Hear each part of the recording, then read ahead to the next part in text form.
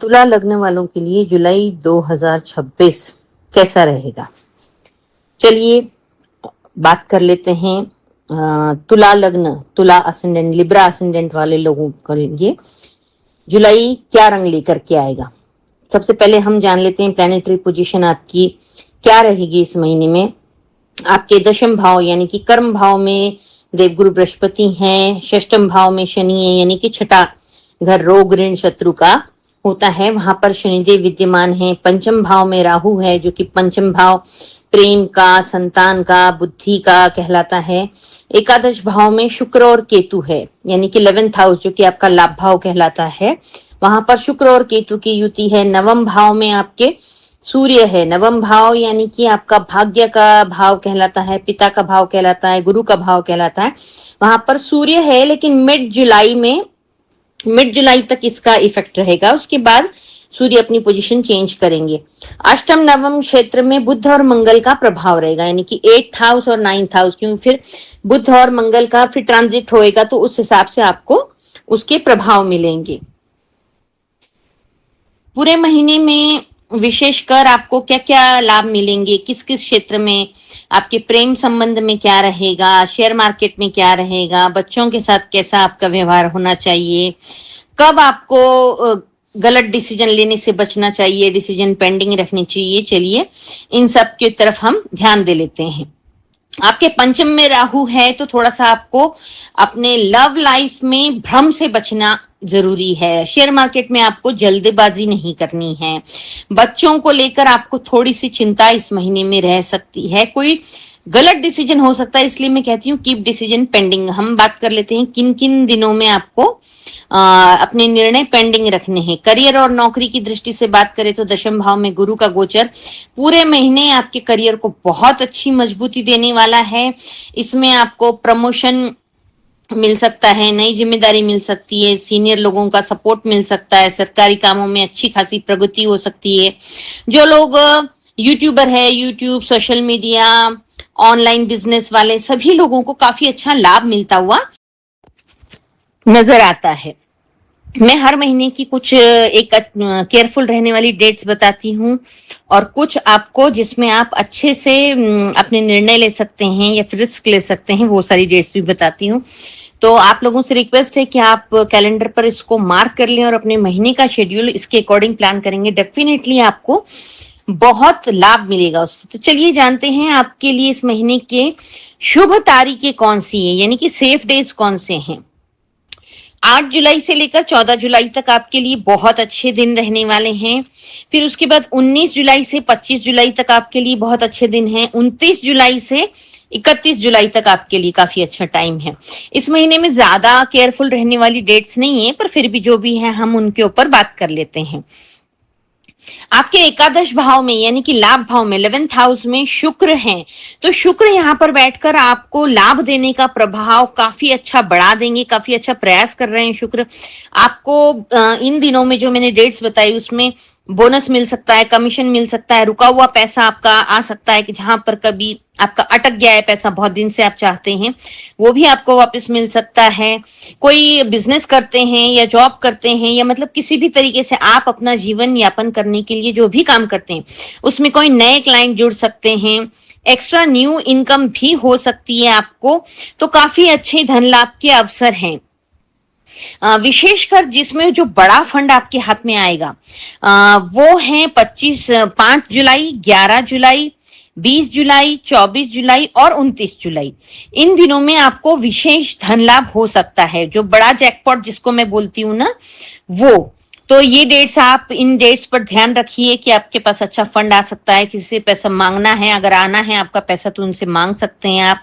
Share market में भी किस्मत आजमा सकते हैं, लेकिन पंचम में राहु बैठा है, शेयर मार्केट के घर में राहु है, तो शेयर मार्केट से इस महीने अगर आप बचे रहेंगे तो अच्छा रहेगा। किस दृष्टि से, पेनी शेयर्स, जो लोग डे टू डे ट्रेडिंग करते हैं उन लोगों को बचे रहना है। जो लोग लॉन्ग टर्म इन्वेस्टमेंट करते हैं उन लोगों के लिए बहुत बढ़िया है, उसके लिए भी विशेषकर मैंने डेट्स बताई है। 18 से 12 जुलाई तक लॉन्ग टर्म इन्वेस्टमेंट के लिए अच्छा है। 8 से 12 जुलाई, फिर 18 से 22 जुलाई, 29 से 31 जुलाई, ये आपके लिए ठीक रहेंगे। और इंट्राडे ट्रेडिंग जो लोग करते हैं उनको विशेषकर, वैसे तो मैं सलाह देती हूँ ना ही करें, पर फिर भी अगर आप करते हो तो इन दिनों में ना करें। 3 जुलाई, 7 जुलाई, 16 जुलाई, 26 जुलाई और 27 जुलाई, इन दिनों में अगर आप इंट्राडे करते हैं तो आपको डेफिनेटली नुकसान होगा। 28 जुलाई के आसपास आपको जो है ना थोड़ा इमोशनल बैलेंस आपका आउट होता हुआ नजर आएगा। इमोशनली अपने आप को कहीं आप कुछ हार्म हो सकता है, तो इस चीज पर आपको ध्यान देना है। महादेव के ऊपर जलाभिषेक करते रहें, आपका जो इमोशंस हैं वो कंट्रोल रहेंगे। प्रॉपर्टी और वाहन लेने के भी योग हैं। गुरु की दृष्टि आपके प्रॉपर्टी संबंधित मामलों में काफी अच्छी सफलता दिला सकती है, तो उसके लिए शुभ दिन जो है प्रॉपर्टी लेने के शुभ दिन 10, 11 जुलाई, 19, 20 जुलाई, 24 और 30 जुलाई, ये दिन आपके लिए बहुत अच्छे हैं। इन दिनों में आप बुकिंग कर सकते हैं, कोई एग्रीमेंट कर सकते हैं, रजिस्ट्री कर सकते हैं, वाहन खरीद सकते हैं।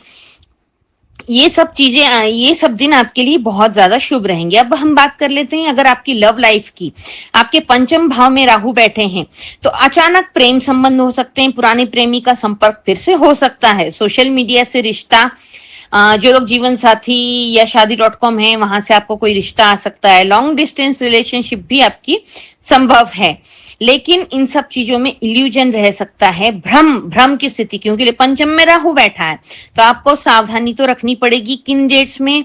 6 से 8 जुलाई, 16 से 18 जुलाई, 26 से 28 जुलाई, इन दिनों में आपको मिसअंडरस्टैंडिंग, किसी गलतफहमी का आप शिकार हो सकते हैं। विवाह योग आपके अच्छे बनते हैं। विवाह की बातचीत करने के लिए 9 से 15 जुलाई बेहतर है, एकदम बेस्ट है। 20 से 25 जुलाई बेस्ट है। अगर आप लड़का लड़की देखने जाने के लिए कुछ कार्यक्रम बनाना चाहते हैं, कुछ शेड्यूल करना चाहते हैं प्रोग्राम अपना, तो 11, 13, 21, 24 और 30 जुलाई ये दिन आपके लिए बहुत बढ़िया है।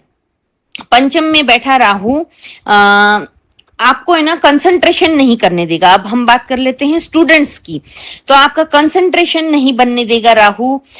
मोबाइल मतलब कोई भी इलेक्ट्रॉनिक गैजेट्स में आपका डिस्ट्रैक्शन हो सकता है, आपका गैजेट्स के प्रति ज्यादा आकर्षण हो सकता है। मोबाइल उठाया, एक रील देखते हैं तो आप देखते ही चले जाएंगे, तो इन सब चीजों से बचे रहें। पढ़ाई से आपका मन भटक सकता है, तो इस चीज पे विशेष ध्यान दें। टाइमिंग फिक्स करें अपनी, एकाग्रचित रहें, मेडिटेशन का सहारा लें और पढ़ते समय रील वील बिल्कुल भी ना देखें। आपके लिए शुभ समय जो होंगे 18 से 14 जुलाई, 18 से 25 जुलाई, ये आपके लिए काफी अच्छे शुभ दिन रहेंगे। अब षष्ठम भाव में शनि का ऐसा कुछ है कि शनि को लेकर थोड़ी सी आपको सावधानी बरतनी पड़ेगी। छठा भाव होता है रोग ऋण शत्रु का, तो इसमें जो है शनिदेव बैठे हैं, तो आपको यहाँ पे आपकी हेल्थ के रिगार्डिंग कुछ चीजों में समस्या आ सकती है। गैस हो सकती है, पेट दर्द हो सकता है, कमर दर्द हो सकता है, घुटने में प्रॉब्लम हो सकती है, स्ट्रेस, तनाव, नींद में कमी आ सकती है, मतलब नींद ना आना, ओवर थिंकिंग करना, तो ये सब चीजें आपकी होती रहेंगी। इसके लिए आप अपनी हेल्थ की तरफ विशेष ध्यान दें। 4 जुलाई, 15 जुलाई और 16 जुलाई, 27 जुलाई, 28 जुलाई में इन दिनों में आपको विशेष ध्यान देना है। षष्ठम भाव का शनि शत्रुओं पर विजय दिलाता है, तो ये तो एक अच्छी बात है। तो अगर आपका कोर्ट में लिटिगेशन चल रहा है तो आपको वो डेट्स कौन सी हैं जो नहीं लेनी है? 7, 17, 27 और 28, ये डेट्स आप अगर लिटिगेशन के लिए ना लें, इन दिनों में आपको जो है सफलता हासिल नहीं होगी, केस आपके फेवर में नहीं आएगा। रोग ऋण और शत्रु, यानी कि आपको कर्ज लेने से भी बचना चाहिए, आपके शत्रु भी बन सकते हैं, तो इन दिनों में आपको विशेषकर सावधानी रखनी है। शॉर्ट ट्रिप ट्रैवलिंग भी हो सकती है। नवम भाव में नवम भाव और भाग्य भाव में छोटी छोटी यात्राएं के योग बनते हुए नजर आ रहे हैं आपकी, जो कि सफल यात्राएं लेंगी। 8 से 18, 8 से 12, फिर 19 से 22, 29, 30, 31, ये दिन आपके लिए काफी शुभ रहेंगे यात्राएं करने के लिए। अवॉइड करने वाली यात्राएं हैं 15 जुलाई, 16 और 27 जुलाई। इन दिनों में आप ना जाएं। इस महीने के सबसे शुभ दिन कौन से रहेंगे?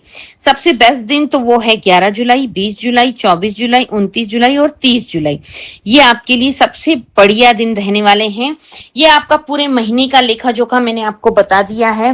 बाकी इसके अलावा इस महीने में 3 जुलाई को और 17 जुलाई को चतुर्थी है, तो पंचम में राहु बैठा है, बच्चों के साथ कंट्रोवर्सी हो सकती है। उसके लिए आप गणेश मंदिर जाएं, चतुर्थी को व्रत रख सकते हैं तो बहुत बढ़िया, नहीं तो गणपति अथर्वशीर्ष का पाठ करें या फिर सुने ओम गणपतये नमः की माला का जाप करें, ये आपके लिए बहुत बढ़िया रहेगा। 12 जुलाई और 26 जुलाई को प्रदोष है, महादेव के ऊपर जलाभिषेक जरूर करें बीच बीच में, जो आपको तनाव आने वाला है। और बच्चों को, विशेषकर स्टूडेंट्स को जिनका कंसंट्रेशन नहीं लगेगा, तो आप महादेव के ऊपर 1 लोटा जल जरूर चढ़ाएं। इससे आपका एकाग्रचित होना में काफी आपको मदद मिलेगी। और मेडिटेशन जरूर करें। 14 जुलाई को अमावस्या है, विष्णु सहस्त्र नाम का पाठ करके आप बहते जल में नारियल प्रवाहित कर दें। 25 जुलाई को देवशयनी एकादशी और उसी दिन से चातुर्मास भी प्रारंभ हो रहा है, यानी कि 4 महीने के लिए कोई भी शुभ कार्य नहीं होगा। विवाह, सगाई, मुंडन, गृह प्रवेश इत्यादि इस तरीके का कोई भी शुभ काम नहीं होगा, लेकिन आप पूजा पाठ में अपना मन लगाए रखें। 29 जुलाई को गुरु पूर्णिमा है। आपके जो भी मेंटोर हैं, गुरु है आपने बनाए हैं, उनसे मिलने जरूर जाएं। कुछ न कुछ गुरु दक्षिणा के रूप में उन्हें भेंट करें, उनका आशीर्वाद जरूर प्राप्त करें। ओवरऑल आपका जुलाई महीना तुला राशि वालों के लिए, लिब्रा असेंडेंट वालों के लिए बहुत ज्यादा लकी है। सिर्फ कुछ ही एक दिन है जिसमें आपको विशेष ध्यान रखना है, जो कि मैंने मेंशन कर दिए हैं। आप इसको कैलेंडर पर मार्क कर अपने महीने के शेड्यूल में इसको प्लान कर लीजिए। मेरा ये वीडियो पसंद आया हो तो अपने नोन किसी तुला लग्न वाले के साथ इसको शेयर कीजिए और मेरे चैनल की रीच बढ़ाने में मेरी मदद कीजिएगा। मेरे चैनल को अगर अभी तक आपने सब्सक्राइब नहीं किया है तो प्लीज सब्सक्राइब कर लीजिएगा। लाइक, शेयर और कमेंट करते रहिएगा। धन्यवाद।